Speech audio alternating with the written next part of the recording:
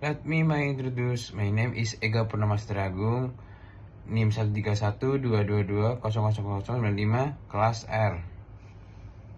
Hello everyone, and welcome to our group presentation of my significant topic in the International Humanitarian Army Law, Armed Belligerence, and the Life of Mace. And armed conflict, determining the legal status of the parts involved the critical, not just for accession but also for applying, protection, and responsibility under international law. In this video, we will explain the legal origin and characteristic of extreme. After that, we will analyze whether the Free Papua Movement or OPM fit its own in these categories.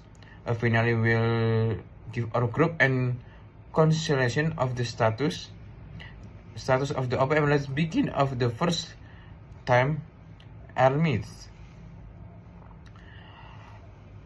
According to Article 4 of the Third Geneva Convention of 1949, the term and arms force refer to all organization military group under a common responsible to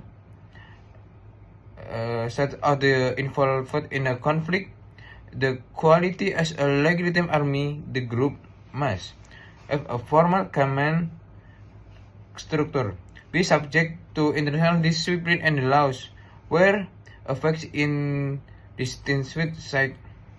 Army arm openly follow the law and the custom of the war. There is the standard and security the state army force. Effector under law rules and government, non completion and can disqualify from a condition protection or communal privilege. Let me introduce myself. My name is Ramadan Devaryono, NIM 131-2300-119, Class R. I will talk about KKB here. Now let's move on the second category, belligerent. The belligerent refers to non-state actor in an armed conflict who are sometimes granted recognition as lawful combatant. Historically, this status appeared in the 19th century and was reinforced in the 1907 Hague Convention.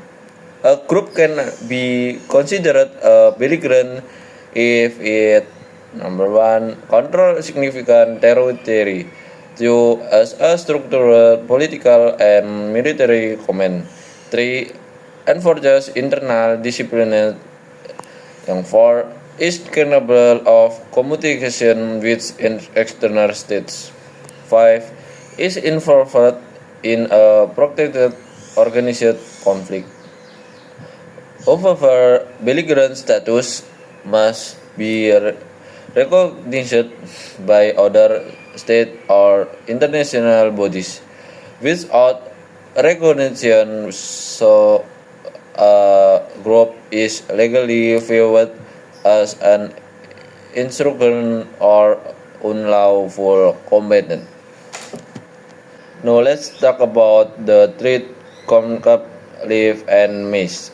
According to Article 4(6) of the Third Geneva Convention, this refers to spontaneous upsurging by civilians who take up arms to resist foreign invasion.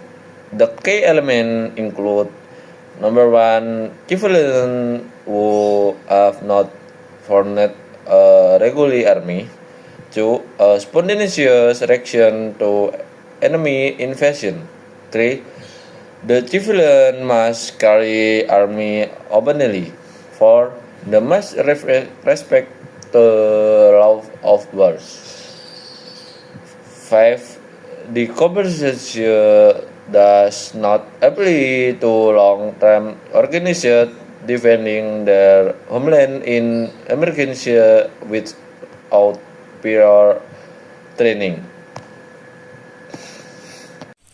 Now, let's take a closer look at the Free Papua Movement or OPM.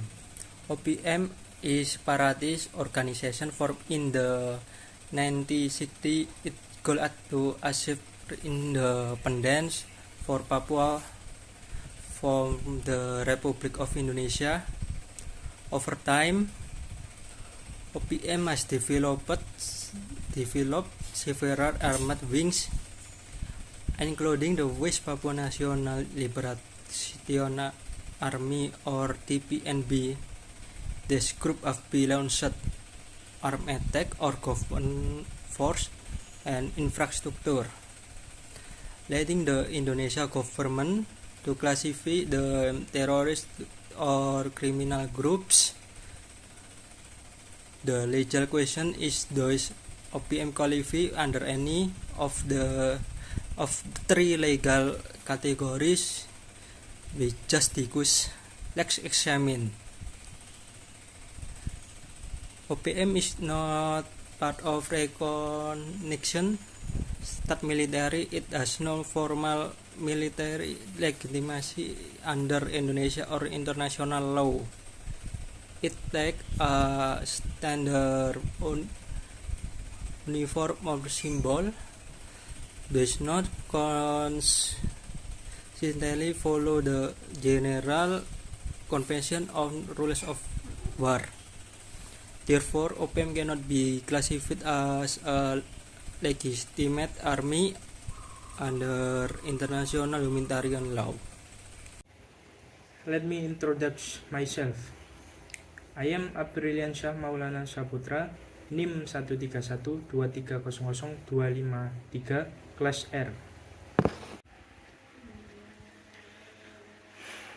Now, can OPM be classified as belligerent? Not officially. While OPM does have some organization structure, it does not exercise full territorial control, maintain a functional governance system, receive international recognition as a warning party without disqualification, and recognition from state or international organization. OPM remains legally classified as an armed non-state actor, not a belligerent. What about the third possibility? Live unmatched? This opinion also does not apply. OPM is not a spontaneous uprising of civilians. It is a long-established structure, and armed movement was not formed as an emergency defense during foreign invasion, but as part of an organization's coercionist goal. Therefore, OPM does not meet the requirements to be considered a live unmatched under the Geneva Conventions.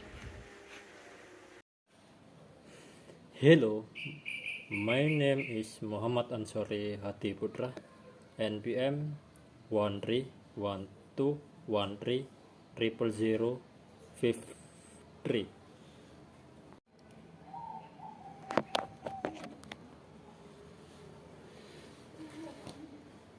Now let's summarize our group conclusion based on international humanitarian law. OPM is not an army. It lacks official recognition, proper structure, uniform and consistent adherence to humanitarian law. OPM is not a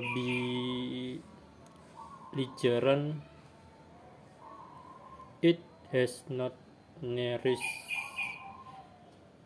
international recognition